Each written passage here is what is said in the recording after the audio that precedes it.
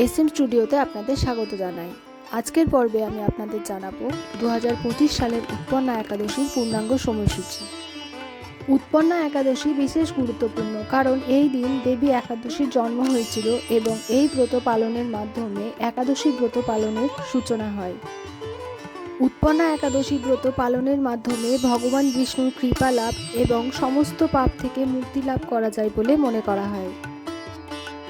2025 সালে অর্থাৎ 1432 বঙ্গাব্দে উৎপন্না একাদশী পড়েছে 15ই নভেম্বর 28শে কার্তিক শনিবার।